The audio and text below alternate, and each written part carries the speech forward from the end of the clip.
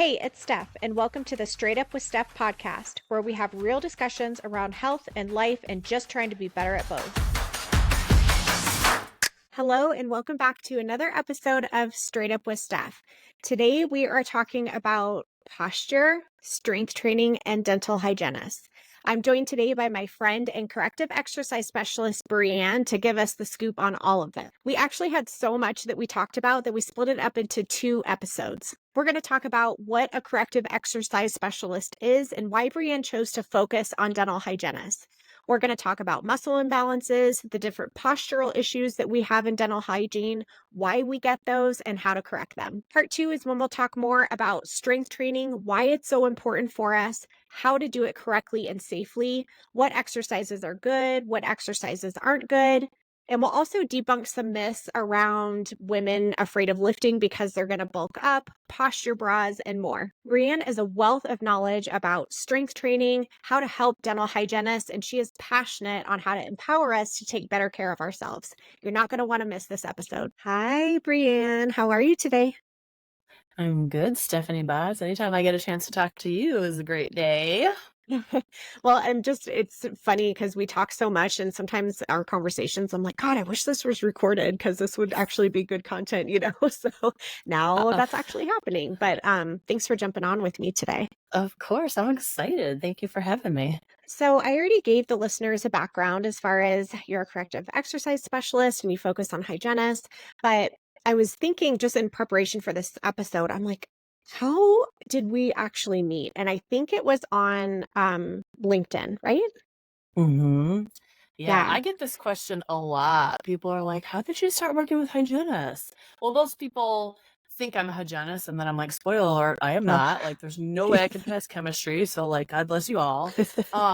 And then I talk about you and yeah, how I met you. Well, I think it was just like it was in response to maybe a post of mine and you're like, "Oh my God, like we're kind of talking about the same thing," and it's just it's funny how you meet people in life that like you just click right away, and just vibe from the beginning, hmm and I definitely feel like that with you. And of course professionally, I mean, we've got some interests in mind in trying to help hygienists just be healthier, and it's like I'm on the ergonomic side, which sometimes people think that's all you need. And Sure. I mean, it's not, it's a well-rounded thing. If you're not sleeping, if you're not strengthening, if you're not hydrating or eating well, like you're still going to feel like crap. So, but you're kind of on the other side as far as strengthening. I know you talk some about like nutrition and stuff too. So it just makes sense, that we're friends and we talk a lot. Yeah. And we're both cancers. And that helps too.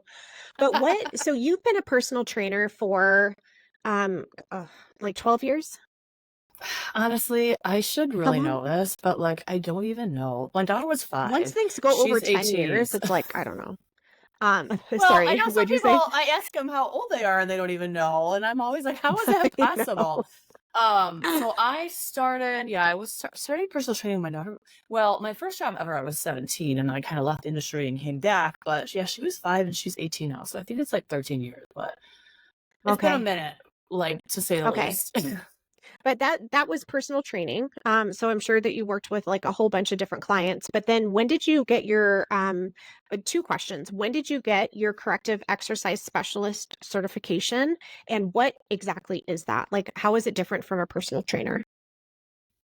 So, okay, I want to make sure I answer both of your questions. So basically, similar to how hygienists have to get, CEs all the time, the same thing goes for personal trainers. Like, yeah, you can get your certificate, great, but like every couple of years, you have to have a certain amount of CEUs, right? And so I'm constantly taking. Plus, I love to learn about the body. Like, it's just what I enjoy doing, right? You always call yourself a nerd. Well, I'm a nerd when it comes to the body because it's just so fascinating to me. But so basically, yes, I've done personal training. I've done group fitness. I've done small group. I've done corporate wellness, medical fitness, management, like you name it. But when I worked for my corporate wellness job in 2019, my newest or my excuse me, my like most up to date cert for that time that I really was interested in was corrective exercise because it's so the more time we spend on our phone and on our desktop, right? It's like you see people have these imbalances. It's not just in hygienists. Like it's my daughter's teenage friends, I look at them and they all have rounded shoulders because they're on their phones all day. And it's like, I feel like every single trainer should have this knowledge, but I would say it's almost like a hygienist that has a myofunctional therapy experience. So it's under that, Okay. like, personal training umbrella, but it's just like a specific method that we use within the fitness realm. Does that answer your question? Yeah, yeah. Well, what exactly is a corrective exercise specialist? To sum it up, it's kind of like a movement expert, right? Like you identify what imbalances, not even imbalances, what limitations are present in your body, and then how do we correct those, right? So that we are working in a correct movement pattern. And I can go into movement patterns if you want me to. I'm sure at some point I will in this podcast. But, when you're working out in a faulty movement pattern because of your imbalances, A, you're working the wrong muscles, but B, you're also like putting additional stress, tension, whatever words you want to use it, on your muscles, your joints, your tendons, right? And it's not an efficient way to work out. So this kind of realigns your body, if you will, to more of like not like a natural position, but like, your natural body's movement patterns are different from mine versus, whoever's listening, right? So it's just based on like your physical limitations and then where we go from there so that we start to move optimally. Okay, so it's like if someone, after years of practicing dental hygiene, maybe they've got a super tight chest or they don't have really good shoulder mobility anymore, and then they go into the gym and start working out, but those issues are actually like making their workout not super efficient. They're not really working the muscles they think they're working. It's almost like when someone comes in and their bite is off or something and they've got malocclusion and they're chewing but they're like hitting areas way too hard and then just not using their mouth and their jaw muscles the way they're supposed to be used, and then they end up with all these issues. So I feel like it's kind of the same thing, right? That's a great analogy. Yeah, because it's like then they're doing overhead presses. They don't have the range of motion. They don't have the mobility, right? And it hurts, or they push through the pain. And it's like, it's really doing more of a disservice when we don't have the proper, it's essentially mechanics, right? If your body mechanics are not where they need to be, like issues are going to happen whether you notice them or 10 years down the road, you're like, oh shit, like what's going on? You know what I mean? It's like your body is smart. It'll adapt to those things, but you're going to pay the price in one way or another to, if that Yeah. makes sense.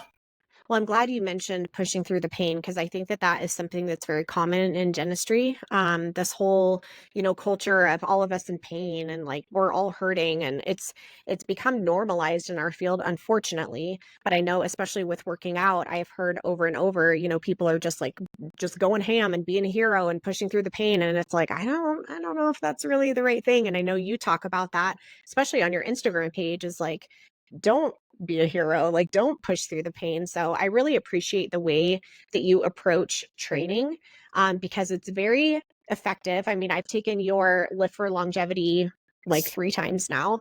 But it's also like kind and it recognizes that people are human, and like maybe we shouldn't be pushing ourselves so hard.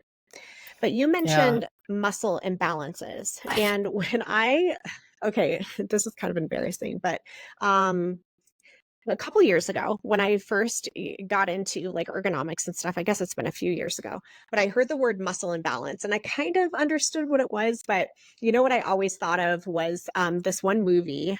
It's called Lady in the Water. It's an older movie. It's from like M. Night Shyamalan. Like, I don't know. Never heard of It's it. kind of this obscure movie, yeah. But there was a character in that movie, and he was I can't even remember why, but he was lifting only with one arm. So like doing all of these like exercises with one arm, and then his other arm he wasn't doing anything. So he had one side of his body that was like huge and ripped, and then the other side that wasn't. And that's kind of what I thought was a muscle imbalance, but the muscle imbalances you're talking about are much different. So what's it like, what is a muscle imbalance and what's an example of one that's really common in hygienists? Well, okay, just to kind of piggyback off that movie that I've never heard of, but basically that's Yes. more of like an asymmetry for aesthetic Okay. purposes, right? Like, well, and at the end of the day, we all have one side that's stronger. Nobody in the world, not even Arnold Schwarzenegger, is 100% symmetrical, right? We all have one arm and one leg dominant, whether you're right-handed, typically it's your right hand or vice versa. So that can play into factor. but I'm not really talking about aesthetics, right? Like at Yeah. the end of the day, like looking great is nice, but that's going to be an after effect of, training efficiently by building a balanced body. But basically, muscle imbalances, it's essentially an imbalance between, it could be like in hygienists, for example, when you have forward head and rounded shoulders, right? There's an imbalance. Your chest is tight, your lats are tight, your upper traps are tight, but then what's weak is like the mid and the lower traps, the serratus anterior, the rhomboids. So it could be anterior to posterior, right? But also like I have a lot of clients or I see a lot of hygienists with like a lateral pelvic tilt when their imbalances are then present like, on the right to left side, right? More lateralized. So it's a generic term, but it's basically one muscle short and tight, and then the other one's long and weak, right? So we need to kind of mirror those or find the best balance so they work synergistically together. Does that answer your question? Yeah, so it's like I mean, and especially in dentistry, we're very familiar with this that the whole body works together, everything is connected. So this makes sense. But with a muscle imbalance, basically you've got a group of muscles, like a group of muscles A and group of muscles B that are supposed to be working together. But then a muscle Mm-hmm. imbalance occurs when like some muscles here in group A are pulling way too hard. These ones aren't really working anymore. And then that can kind of like when we're talking about poor posture, that can make us have this stooped over like our shoulders are forward, like you said, our head is out forward. And that, yes, that could be because of like hunching over laptops or hunching over our patients. But also, I mean, it turns into an actual muscle imbalance where we've got muscles that are actually pulling us and like holding us in those poor positions. Am I kind of on the right track? You are, but it's not exactly they're pulling you, they're following. Like your body always wants to conserve energy and it takes the path of least resistance. So when you're sitting Okay. like this, your cervical head, or your cervical head, your cervical spine is more forward than it should be neutral. Your muscles are following that. A and B, gravity is pushing you down. So that's why you see people, I talked about this before, people who are like 80 years old. Well, we're like this. Well, because gravity's been pushing them down for 80 years, right? Um, so that's kind of what's going on there. I was going to say something else on that, and then I forgot. Oh, the other one is, yes, I think it's maybe obvious or clear from what we're stating that like forward head posture and rounded shoulders is from leaning forward, looking down. But the other thing I see is when you're leaning to one side when you're practicing, and I just messaged you about this the other day. That's why your hip comes hike, right? Because you're constantly one hip's hiked, one hip's dropped. That's a lateral pelvic tilt. You don't want that. You want it to be more neutral. So that's a whole nother can of worms. But guess what? You could have one or the other or both, but it doesn't matter because everything is connected. So if you have an imbalance in your upper body, it's going to affect the pelvis and vice versa. There's no, I have to strengthen my back. Okay, well, you have to strengthen everything. Like it doesn't work like that. Like if one tooth is crooked, they're all the ones surrounding it are crooked, right? It's not just one tooth, I don't It's think. like the snowball effect. No, you're right. And it's just, especially with the bite, it's a snowball effect. It's like, yeah, you've got an issue here, but then all of a sudden you've got issues in the back and over here, and it just like turns into this big mess. And I feel like that's kind of what happens with the body too. Um, Mm-hmm. so that question, what you mentioned, what we were talking about the other day, Brianne had reached out to me about someone who is, she has a lateral pelvic tilt, and it's because she's leaning and she stands and she uses the foot pedal while she's standing. And so she is like overcompensating because she's trying to balance while using the foot pedal. And I had just mentioned to Brianne, for the most part, I don't recommend people doing that. I do like it when they alternate sitting and standing for sure, but I usually recommend people sit on things that they or with things that they don't or that they do need the foot pedal for, and then they'll stand for things that they don't. Because I know me, one, I'm clumsy and I just cannot, I'm not coordinated enough to do that. And also I don't want to develop that overcompensation and get a lateral pelvic tilt like that. So it all is Uh-huh. connected. It's like what we're doing in the operatory, but then it can lead to things that affect our body long term. So I know that you have chosen to work specifically with hygienists. Is that because we're like so messed up, or why like why did you choose to work with us? No, I wouldn't say that. I mean, like I said, everybody's got some imbalance. Maybe hygienists have a bit more extreme just because, think about it. You're working in these small postures and these, repetitive motions.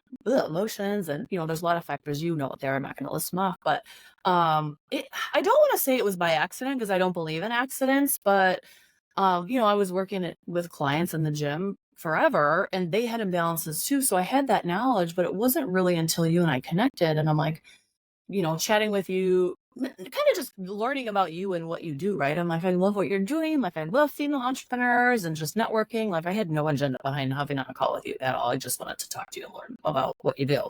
But the more and more we talked and the things you were stating, I'm like, Stephanie, like, this is great what you're doing, but like you can't just have good ergonomics when you have rounded shoulders. You can't keep your shoulders pulled back, right? You can't keep your hips square because not only sometimes are they laterally tilted, they're like rotated. So there's, and that's why one leg's shorter, right? And so there's just so many things at play.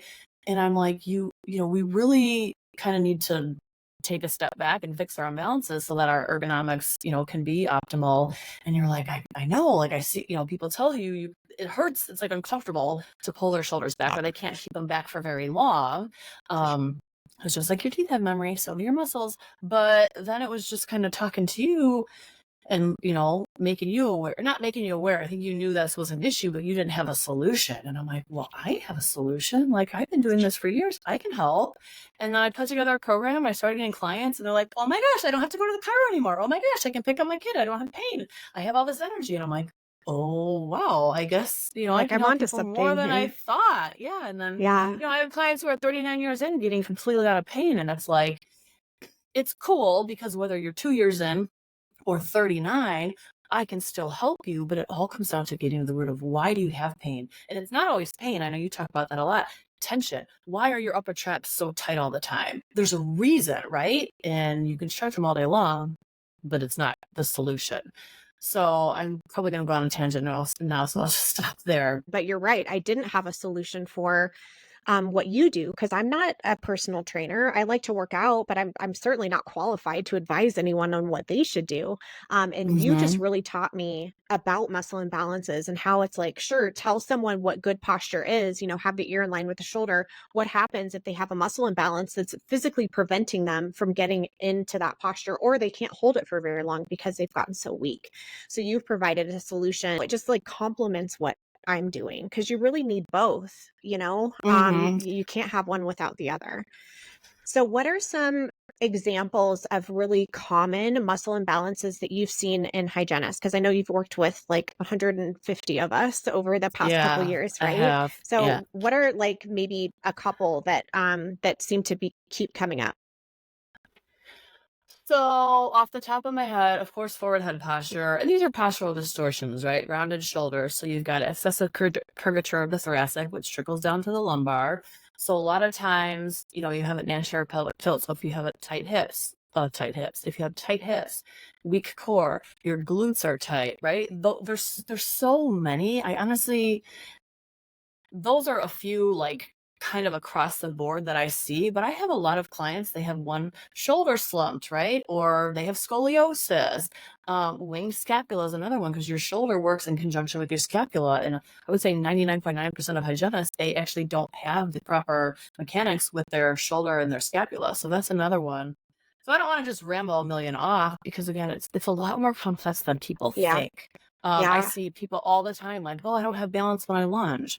Of course you don't. Like a lunge is a very advanced movement and people don't realize it. It's not a beginner movement. I would say 50% of my clients, they don't even lunge within the first few weeks because we have to fix their knees cave in or they don't have ankle mobility or their hips not aligned. Like there's so many things at play. So if you're feeling like, I'm not sure if I'm doing things right, or if you're squatting and your chest is falling forward, okay, well, you're not actually squatting properly. You might be squatting for your body's proper mechanics at this point in time, but like that's putting tension on your low back. A lot of times from that forward head, then I see people's whole like center of gravity is just shifted forward. So every time they lunge or squat or do a step up, their knees shooting forward and it's putting all this tension on their knee joint. And they're like, my knee hurts. Well, we want the tension on our muscles, right? Our quads, our glutes. We don't want tension. Our joints are meant to bend, not actually bear weight. Or if you're locking things out and you're like, my elbow hurts. Well, we're trying to work the muscles, not the joints. And so there's just so many things I see, but it's almost because, yes, there's imbalancing, but it's your body's way of compensating for those imbalances is really what's going on. So, okay, everything you just said, I'm like, oh my God, like That's a lot, to think about. So, how is it that you how do you make this simple for people, I guess? Because like how does someone know that they have a muscle imbalance? And how do you help them get over that? That's really a loaded question, and I love Okay. to simplify things, but I might talk for 10 minutes trying to simplify. So, and to be honest, I'm actually putting together a quiz of 10 questions on like, how do you know if you have imbalances? But, if you have Okay. excessive tension and you're not going to have migraine headaches, any sort of pain, like pain is common, but it's not normal, right? It might Yeah. be your body's normal, but you shouldn't have pain during a workout, after a workout. I have clients all the time working 4 days in the op and they don't have any pain. They're not going to the chiro. So like if you're having pain, that's definitely an indicator.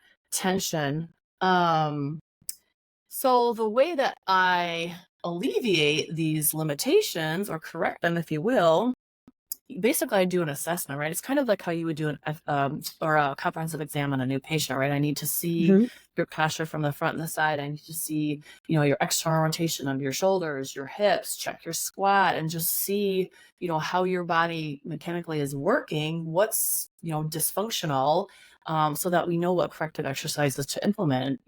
And I hate to say that because people ask me all the time, what stretches should I do? What exercises should I do? And it's like, I can't just give you exercise. I Yeah. can, but that doesn't mean they're going to help. Anybody can just get exercises, right? But we have to make sure we're getting you the right exercises. Because if you're, for example, my client Danielle, she had a hip pain. She had a hip pain.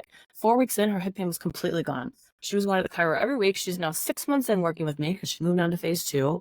She has no pain, and she hasn't gone to the chiro since. So clearly, those are the right exercises, right? But it's, you have to really assess, and then most of the times that could be the correct exercise. If it's not fixing it, it could be the wrong exercise, which, I'm human, that will happen. But B, like my client who I spoke about the other day, she has the right exercises, but she's not executing them properly. And Okay. then 3, she's still leaning at work. That's why I sent you that message, because I can help you all day fix your hip height. But if you're going back in the op and leaning for 4 days a week, I can't help you. But this is another thing that I want to touch on, or maybe we can save this for later, but it's like, I see people going through the motions. I know you rush all day at work trying to get everything done in an hour, and then that bleeds over to the rest of your life. You're rushing through exercises and you're going through motions, you're doing a disservice, you're not actually working efficiently. And so I said, I want you to record these, send them my way so I can see what you're doing. She wasn't executing them properly at all. So that's another And thing that's that's really, really important, is just like you would assess somebody's ergonomics. You need to see, are they chicken winging it? Are they death gripping it? Like it's the same yeah. thing with, everyday life in the gym or picking up your kids or whatever. So you're doing like assessments and looking to see if someone has forward head, if they've got like what you said, ankle mobility issues, which I'm working on my own right now, which is Mm-hmm. helping. So thank you for the tips that you've given me. Um, but what is you mentioned the chiropractor and chiropractor and physical therapy and massage and acupuncture and all of that is very I think it's helpful. I think it has its place. It's very common in dentistry that it's almost like normal for dental hygienists to be seeing a chiropractor on a weekly basis. But it just warms my heart every time I see one of your posts that someone doesn't have to do that anymore, because if they this is my opinion. If they're seeing a chiropractor or doing physical therapy, that's great. But if they're coming into the operatory and they're twisting 50 times during an hour or like having their head forward the entire time, I'm sorry, but that stuff is not going to help you. And so I feel like you and I are on the same page that way, but it's the same with your program. If they're doing everything that you're saying and lifting and all of that, but coming into the operatory and still doing these bad things, it's just like, well, that's why these things work together. We have to be strong, Mm-hmm. but we also have to make sure that we're not doing these repetitive motions in the operatory. What are some of the repetitive things that you know of in the operatory that cause some of these muscle imbalances? Well, that's a good question, Stephanie. You realize I'm not a hygienist, right? What I would would you say speculate? leaning. I would say Yeah, leaning is a big one. Well, the thing is this, and I have clients like all, and leaning I'm not onto here one to. hip Mm-hmm. type thing? Yeah, Okay, yeah. yeah. Or I feel like my mind's all over the place. Another thing I see a lot too is when you're well, this might not even be kind of along the lines of what you're talking about, but I see this a lot is when you're so rounded and you're thoracic, it's like your scapula is like kind of ballooned to the posterior rib cage and you can't breathe very well. So then your body, it tries, you have that red flare because it's like your body's trying to get a breath, right? Wherever it can, it's seeking the path of least resistance. But that leads to a weak core, right? And I have clients all the time telling me, oh, I can sit up straighter, right? Because we have to make sure that our pelvis is aligned and our rib cage are aligned so that we can sit up straight, right? Because if you're leaning all day, you don't have the core strength, but like you said, it goes, I always say like strengthening and ergo is kind of like brushing and flossing. Like you absolutely need Yeah, both because guess what? When you strengthen the core by aligning the rib cage and the pelvis, you will be able to sit up longer, which your ergonomics going to be better. So it kind of is like a default, but vice versa, right? So if you're having poor ergonomics, it's leading to imbalances. But if you fix your imbalances, it's going to improve um, your ergo. So it's everything's related, right? it And is. And I would imagine too, shoulder issues and shoulder mobility is a big problem with dental professionals. And I just think of, them reaching constantly for the overhead light. I mean, it could be hundreds of times a day if they're using the overhead light or reaching for their stuff, this full arm extended reach, like or chicken winging or hunching, all of that stuff just really affects the shoulder.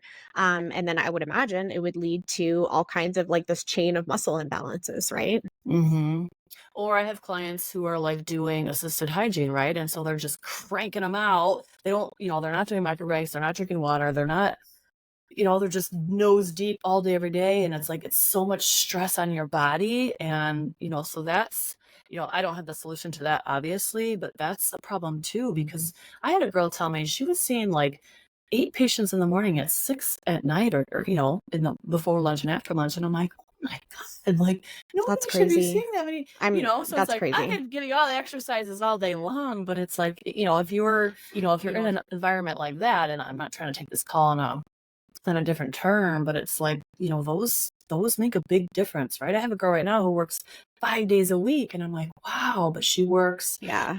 for the government. And so like they all work 5 days, they have to. So it's just, but that's the thing, when people fix their imbalances, my client Donna, who's 39 years in, she's like, I feel like I could work as much or as long as I want to. Now she had sciatica, she has no more sciatica, she's just a whole new woman. So Well, that's it's your goal, possible. right? I mean, you really just want people to like take control of their health, make sure that they're strong, that they're resilient, and then they have the choice whether they want to work, 5 days a week. That's not something I want to do.